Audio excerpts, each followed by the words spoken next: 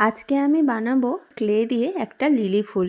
বাড়িতে এসেছিলাম, মার বাগান ঘুরতে ঘুরতে দেখলাম গাছ ভরে লিলি ফুল ফুটেছে এবং তক্ষুনি মনস্থ করলাম বানাবো। যার জন্য একটা ফুল তুলে নিয়ে গেলাম এবং সেই ফুল দেখে দেখে আমি ক্লে দিয়ে লিলি ফুল বানাতে শুরু করে দিলাম। লিলি ফুল বানানোর জন্য পাপড়িগুলো আগে তৈরি করে নিলাম।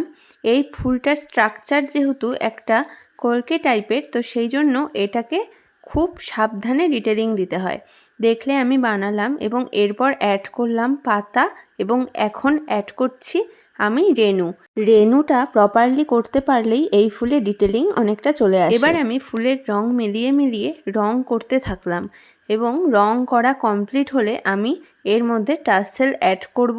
এই দেখো, গাছের পাশে আমার বানানো ফুলটা রেখে দেখালাম। মালাটা বানানোর কয়দিন পর বাড়ি এসে দেখলাম আরও অনেক লিলি ফুল ফুটেছে, তাই আমি সেই মালাটা পরে নিলাম এবং মার গাছ থেকে আরেকটা লিলি ফুল তুলে তা কানে গুঁজলাম এবং বাবাকে বললাম আমার কয়েকটা ছবি তুলে দাও। তো সেই আবদার রাখতেই বাবা আমাকে নিয়ে গেল একটা পুকুরের ধারে। আমাদের গ্রামটা এত সুন্দর গাছপালায় ঘেরা, যেখানেই যাও নেচারের সঙ্গে ছবি সত্যি খুব সুন্দর ওঠে। এই লিলি ফুলের মালা তোমরা চাইলে অর্ডার করতে পারো বিভিন্ন রকম কালার কম্বিনেশানে এবং টাসেল বা হাঁসুলিতে। আজকের মতন তাহলে টাটা, দেখা হবে অন্য কোনো দিন।